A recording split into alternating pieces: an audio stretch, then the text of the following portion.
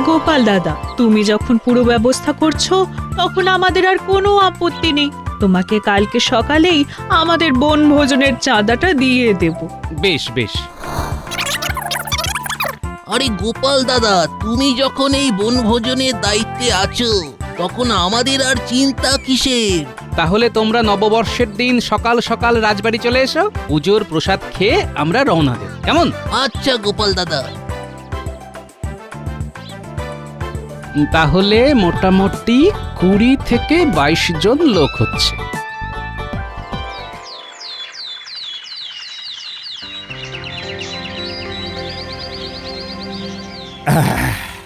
আমার খুব ভালো লাগছে যে আজকাল তোমরা সবাই সময়ের মধ্যেই রাজসভায় চলে আসছো। কি করব মহারাজ, বাইরে চাঁদি ফাটা গরম, তাই ঝপাঝপ চান করে গপাগপ খেয়েই রাজবাড়ির উদ্দেশ্যে দৌড় লাগাই। বুঝতে পেরেছি, গরমটা অসহ্য হয়ে উঠেছে। এখনো তো বৈশাখ মাসই পড়লো না। আর তো কয়েকটা দিন মাত্র। মহারাজ, এবার একটা নতুন কিছু করুন না। পয়লা বৈশাখ দিনটা খুব শুভ। তিথি নক্ষত্র তো ভালো স্থানে আছে, কিছু একটা নতুন ভাবনা চিন্তা করুন। দেখো, সেদিন সকালে তো রাজবাড়িতে পুজো পাঠ হবে, কিন্তু তারপরে আমাকে তোমরা আর পাবে না। আমি আর তোমাদের রানীমা একটু উত্তরে পাহাড়ে ঘুরতে যাব। শোনো, সবাই মিলে কোথাও একটা ঘুরে এসো, আর সেখানে বনভোজন করে সন্ধ্যের মধ্যে বাড়ি ফিরে এসো। কিন্তু এই গরমে কোথায় যাব মহারাজ? হ্যাঁ, আপনার মতো যদি উত্তরে ঘুরতে যেতে পারতাম তাহলে না হয় একটু আরাম হতো।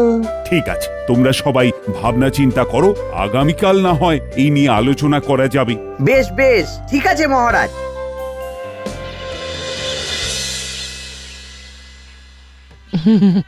এই দেখো, সামনে পয়লা বৈশাখ। এবার কিন্তু আমার একটা জামদানি শাড়ি চাই চাই। 2 পয়সা আমদানি করতে টাক ফেটে যাচ্ছে, আর তুমি জামদানি জামদানি করছো? হ্যাঁ, ও সব কথা শুনবো না, পুজোর সময় থেকে ঘোরাচ্ছ। আর না, এবার জামদানি চাই চাই চাই চাই। এতটুকু শান্তি নেই?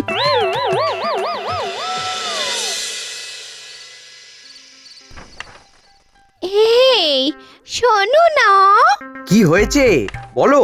বলছি কি, অনেকদিন তো কোথাও ঘুরতে যাইনি, আমাকে কোথাও একটা ঘুরতে নিয়ে চলো না। উফ, শুরু হয়ে গেল। উঠতে গেলে শাড়ি আর বসতে গেলে ঘুড়ি। সারাদিন বায়না আর যখন তখন গয়না, আর সয় না। দেখো, তুমি যদি আমাকে ঘুরতে নিয়ে না যাও তাহলে আমি একাই বেরিয়ে পড়বো, আর ফিরবো না, এ বলে দিলাম। আরে একটু সবুর করতে শেখো, আগে ভাতাটা তো পাই, তারপর ভেবে দেখবো।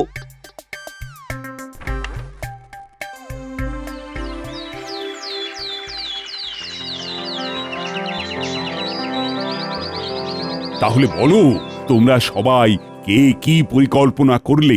দেখুন মহারাজ, আমার মাথায় একটা দুর্দান্ত বুদ্ধি মাথাচাড়া দিয়ে উঠেছে। কি বুদ্ধি বলো গোপাল? দেখুন মহারাজ, আমরা তো শীতকালে বনভোজন করি, এবার হোক গরমকালে বনভোজন। বাহ বাবা বাবা, গোপালের আমি শুধু নিন্দা বন্ধ করি, কিন্তু গোপালের এবারের প্রস্তাবটা বেশ আমার মনে ধরেছে। হ্যাঁ মহারাজ, অনেকদিন ভালো মন্দ খাওয়া দাওয়া হয়নি, গিন্নি বায়না বায়না করে কদিন ধরে ভালো মতো কিছুই রান্না করছে না মহারাজ। বেশ, তাহলে তোমাদের আজকেই আমি নববর্ষের ভাতা দেওয়ার ব্যবস্থা করছি। সেই অর্থ খরচ করে তোমরা বনভোজন করে কাপড় জামা কিনো। জয় জয় মহারাজ মহারাজ কৃষ্ণচন্দ্রের কৃষ্ণচন্দ্রের জয়।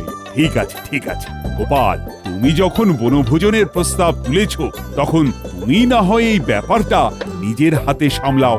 যথাজ্ঞা মহারাজ, আমি তাহলে আজকেই একটা ব্যবস্থা করছি। একটু ভাবনা চিন্তা করে বিকেলে সবার সাথে ব্যাপারটা নিয়ে আলোচনা করে নেব। আপনারা সকলে রাজবাড়ির বাগানে হাজির থাকবেন, কেমন? হ্যাঁ, আচ্ছা আচ্ছা।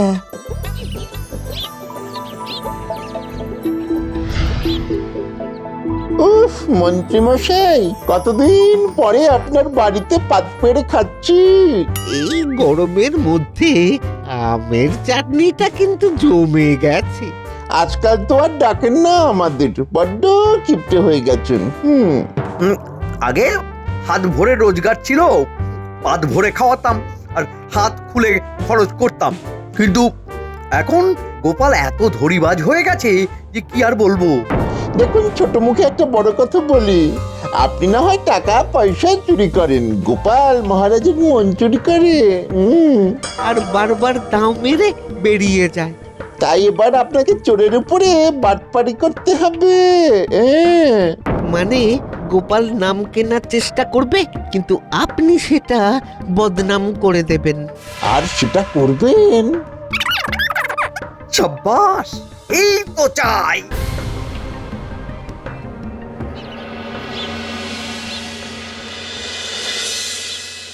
তোমরা আলোচনা শুরু করার আগে তোমাদের মনে একটু আনন্দ দিই। ওই দেখো, খাজাঞ্চি আসছে তোমাদের নববর্ষের ভাতা নিয়ে। বেশ আনন্দম, বেশ আনন্দম। খাজাঞ্চি, সবাইকে হাতে হাতে তাদের প্রাপ্ত অর্থের বটুয়া দিয়ে দাও। এই তো দেখছি মহারাজ। মহারাজ খরচের ব্যাপারটা দেখে নিলেন, আমি গরমের ব্যাপারটা দেখলাম। কিভাবে? এই গরমের মধ্যে তুমি কি ঝড় নিয়ে এলে নাকি? না, ঝড় না, তবে মৃদুমন্দ বাতাস বইছে দেখুন। সেই জন্যই তো এই আলোচনাটা রাজবাড়ির বাগানে করার সিদ্ধান্ত নিয়েছি। ভালো করেছ, অনেক আলাপ প্রলাপ সংলাপ হয়েছে, এবার আসল কথাটা শুরু করো তো গোপাল। আচ্ছা, নববর্ষে বনভোজনের জন্য আমি 30 মোহর ধার্য করেছি। প্রত্যেককে নববর্ষের দিন সকালবেলা রাজবাড়ির সামনে হাজির থাকতে হবে। হ্যাঁ হ্যাঁ, সে তো আমরা থাকবই। রাজবাড়ির পুজো দেখে তারপরে রওনা দেব। তারপর বেলায় আমরা দক্ষিণ দিঘির পাড়ে যে সুবিশাল আমবাগান আছে সেখানে বনভোজন করব। আমরা যাব কিভাবে? গরুর গাড়ি করে। শুধু আমরা সভাসদেরা নয়, অনেক গ্রামবাসীও যাবে। আগের দিন সব মালপত্র, রান্না জিনিসপত্র জায়গায় পৌঁছে যাবে। বাহ, কি কি খাওয়া হবে? ওই তো ওই বাসমতি চালের ভাত, কাতলা মাছের মাথা দিয়ে মুগ ডাল, ইলিশ ভাপা, আমের চাটনি, পাঁপড়, দই আর রসগোল্লা। ওফ, শুনেই জিভে জল চলে এলো। তাহলে আপনারা যারা যারা এই বনভোজনে অংশগ্রহণ করবেন তারা তারা আমাকে 30টা করে মোহর দিন। বুঝলে গোপাল, আমি না তোমাকে আগামীকাল দেব। বেশ, তাহলে আমি এখন আসি, আর দেখি কোনো গ্রামবাসী আমাদের বনভোজনে অংশগ্রহণ করতে রাজি হয় কিনা। ব্যাস, তাহলে তো তোমাদের নববর্ষের একটা হিল্লে হয়ে গেল। হ্যাঁ গোপাল দাদা, তুমি যখন পুরো ব্যবস্থা করছো তখন আমাদের আর কোনো আপত্তি নেই। তোমাকে কালকে সকালেই আমাদের বনভোজনের চাঁদাটা দিয়ে দেব। বেশ বেশ। আরে গোপাল দাদা, তুমি যখন এই বনভোজনের দায়িত্বে আছো তখন আমাদের আর চিন্তা কিসের? তাহলে তোমরা নববর্ষের দিন সকাল সকাল রাজবাড়ি চলে এসো, পুজোর প্রসাদ খেয়ে আমরা রওনা দেব, কেমন? আচ্ছা গোপাল দাদা। তাহলে মোটামুটি 20 থেকে 22 জন লোক হচ্ছে।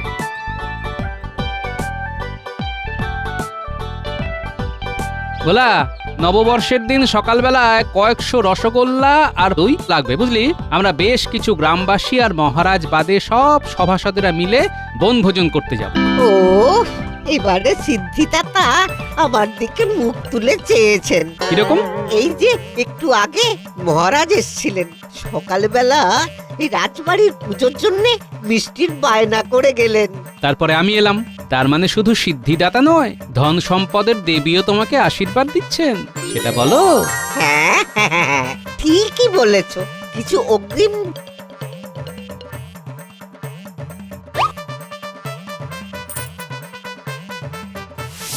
হ্যাঁ হ্যাঁ হ্যাঁ, তোমার কথা মতো আমরা 5টা গরুর গাড়ি নিয়ে সকাল সকাল নববর্ষের দিন রাজবাড়ির সামনে পৌঁছে যাব। হ্যাঁ, কিন্তু তার আগের দিন একটা গাড়ি নিয়ে আমার বাড়িতে আসতে হবে। শাক সবজি, চাল, মুদিখানার সব জিনিসপত্র আগের দিন নিয়ে যাবে। মাছ আর মিষ্টিটা পরের দিন সকালে আমাদের সাথে যাবে। আর হ্যাঁ, নববর্ষের দিন তোমরা গাড়ি রেখে আমাদের সাথেই বনভোজন করবে, তার জন্য কোনো অর্থ লাগবে না, কেমন? বেশ গোপাল দাদা, বেশ। হ্যাঁ,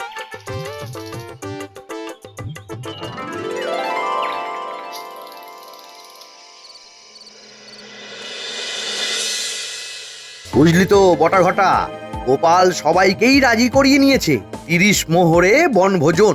আপনি কায়দা করে গোপালকে পাজি বানিয়ে দিন, যারা রাজি হয়েছে তারা আপনার কাছে চলে আসবে। কি কায়দা করব বলতো? দেখুন, গোপাল সবাইকে বলেছে যে ও 30 মোহরে, মানে লোকজনকে 30 মোহরের বিনিময়ে বনভোজন করাবে। আপনি বলুন যে আপনি 20 মোহরের বিনিময়ে করাবেন। কিন্তু এতে তো লোকসান হয়ে যাবে আমার। এত কম খরচে অত ভালো মন্দ খাওয়াবো কি করে? বাটপাড়ি করে। মানে শুনুন তাহলে। বাহ বাবা বাবা বাহ, বেশ জব্বর ভাবনা ভেবেছিস তো। তাহলে কালকে থেকেই কাজ শুরু করে দিন। নিশ্চয়ই নিশ্চয়ই।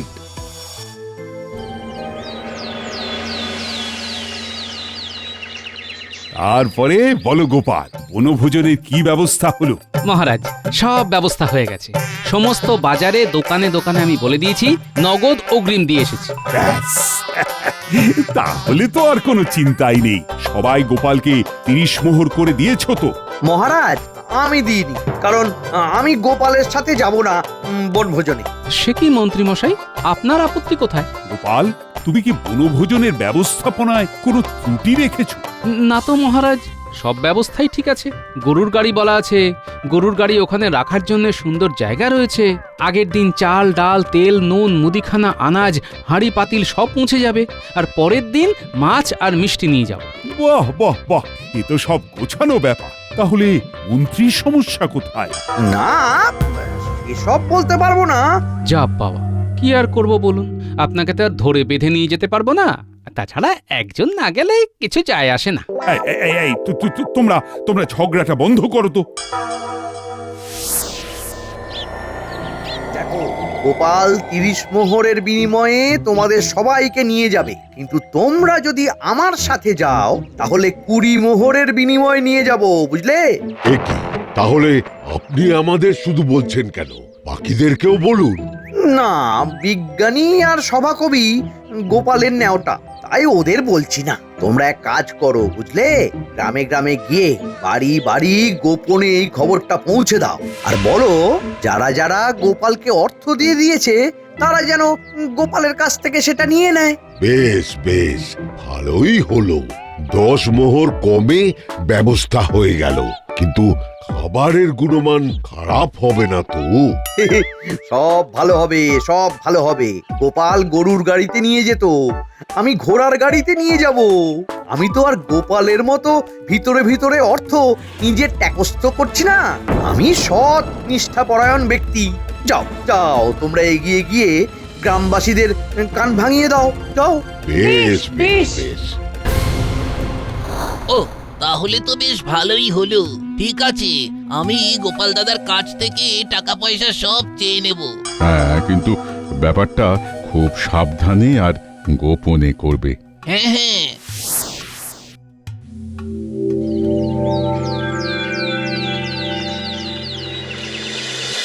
না না গোপাল দাদা, আমাদের টাকা ফেরত দিতেই হবে।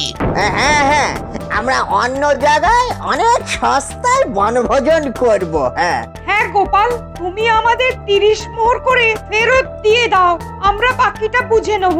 এ কি করে সম্ভব? আমি তো সব দোকানে অগ্রিম দিয়ে এসেছি। যদি না ফেরত দাও? ঠিক আছে ঠিক আছে, আপনারা দাঁড়ান, আমি দিচ্ছি।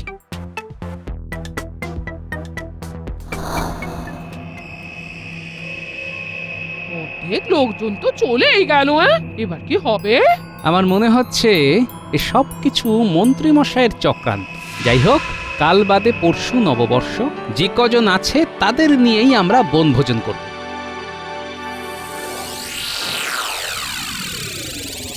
শোন, কালকে তো গোপালের দলের সব জিনিসপত্র এখান থেকেই বনভোজনের জায়গায় স্থানান্তর হবে। হ্যাঁ হ্যাঁ হ্যাঁ হ্যাঁ, কালকে আমরা তককে তককে থাকবো, কাজ হয়ে যাবে।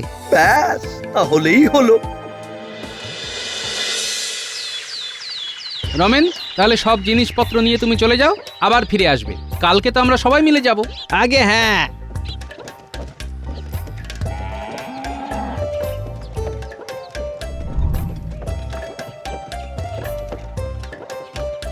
গারোয়ান ভাই, গারোয়ান ভাই, দাঁড়াও দাঁড়াও। কি হলো বাটা? আর বললো না, একটা লোক খুব অসুস্থ, ওকে একটু ধরে পাশের দাতব্য চিকিৎসালয়ে নিয়ে যেতে হবে। তুমি একটু সাহায্য করো ভাই। আরে আমার মেলা কাজ, অনেক দূর এই জিনিসপত্র নিয়ে যেতে হবে বুঝলে। বেশ মানবিকতা আর নেই, বুঝেছি। তোমার যদি বিপদ হতো। ওহো কি মুশকিল। আচ্ছা ঠিক আছে চলো। নেমে এসো আর আমার সাথে এদিকে এসো। গরুর গাড়ি ওই রাস্তায় ঢুকবে না। কি আর করা যাবে, চলো। এবার হবে অদল বদল পালা।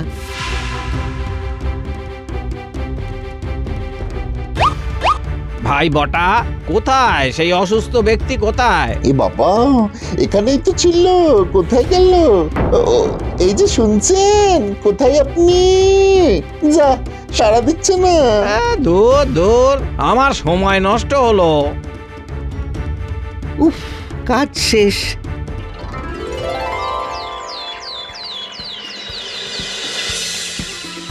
সবাইকে শুভ নববর্ষের শুভেচ্ছা জানাই। শুভ নববর্ষ মহারাজ। ভালোভাবে সবাই বনভোজন করো, আর আমিও পাহাড়ে ঠান্ডায় ঘুরে আসি। সবাই একসাথে বনভোজন হবে না মহারাজ, দল ভাগ হয়ে গেছে। 20 মোহরে কেউ এক মহান ব্যক্তি অনেককে আলাদা করে নিয়ে যাচ্ছেন। সেই মহান ব্যক্তি আমি। সবার জন্য ঘোড়ার গাড়ির ব্যবস্থা করেছি, আর একই জায়গায় বনভোজন করব।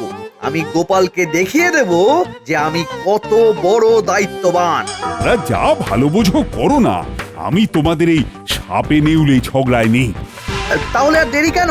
আমার দলের লোকেরা একে একে ঘোড়ার গাড়িতে উঠে পড়ুন। গোপাল, আমাদেরকে যদি ওই 20 মোহরে বনভোজনের লোভ দেখাতো, আমি কিন্তু যেতাম না।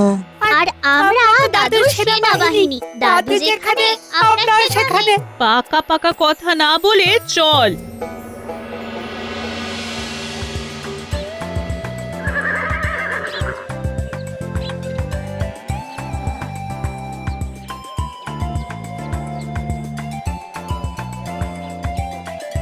এ কি গোপাল দাদা, এ তুমি কি চাল এনেছো? সবই তো পোকা চাল। কি বলছোটা কি? আমি তো বাসমতি চাল আনিয়েছি। এ কি, ডালেও তো পোকা। কি বলছো কি, ডালেও পোকা? আমি তো ভালো সোনামুগ ডাল আনিয়েছি। এ কি গোপাল, আমরা পোকা চাল পোকা ডাল খাবো? এই যে রমেন, তুমি তো ভাই সব জিনিসপত্র গতকাল নিয়ে এলে, তুমি কিছু করনি তো? সত্যি কথা বলো কিন্তু। আরে বিশ্বাস করো, আমি কিচ্ছু করিনি। তোমার কথা মতন তো সব চাল ডাল নিয়ে এলাম। দেখছো তো গোপালের সাথে বনভোজন করলে কেমন পস্তাতে হতো। হ্যাঁ তাই তো দেখছি আমরা ঠকে যেতাম। শুধু গোপাল দাদা, একটা ব্যাপার হয়েছিল কালকে।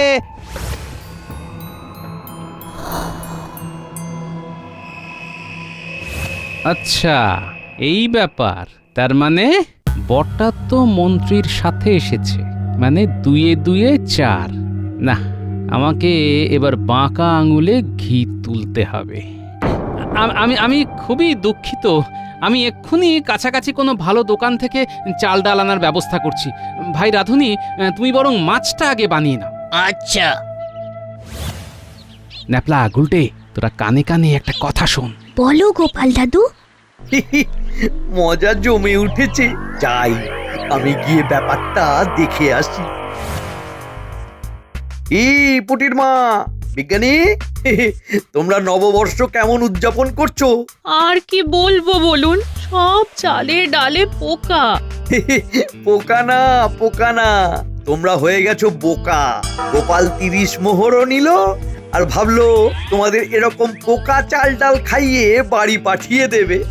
এই যে কাকুরা, তোমরা এখানে বসে আছো, আর মন্ত্রী মশাই তোমাদের কখন থেকে খুঁজছেন। এই চল ভাই, চল এক্ষুনি যাচ্ছি। ব্যাস, ওরা চলে গেছে, এবার খোড়াও চলে যাবে। শুধু পড়ে থাকবে গাড়ি। মন্ত্রী মশাই আমাকে ডেকেছেন? কই না তো। সে কি, তবে যে গোপালের নাতি নাতনিগুলো আমাকে ডেকে বলল আপনি আমাকে ডাকছেন। ও সব মজা করছে।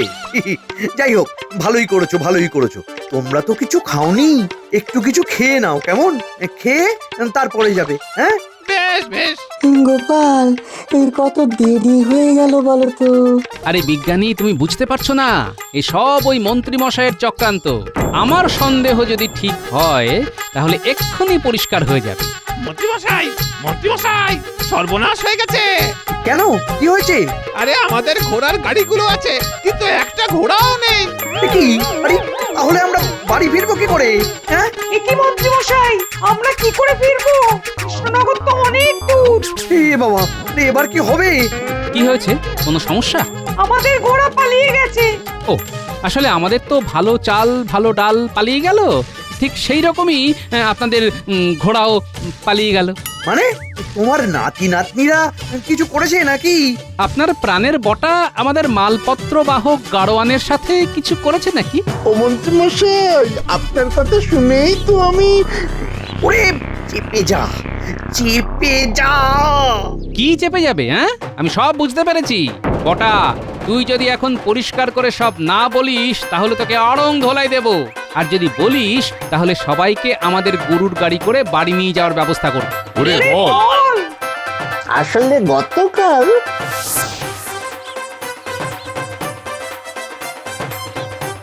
ছি, ছি, ছি, ছি, ছি, ছি, মন্ত্রী মশাই। এত নীচ মানসিকতা। আমরা 10 মোহর কমের জন্য আপনার দলে এলাম, আর আপনি এটা করলেন। আমি সবাইকে গাড়ি করে নিয়ে যাব, শুধু মন্ত্রীকে নয়। হ্যাঁ নয়, হ্যাঁ। আর এটাই আপনার নববর্ষের উপহার।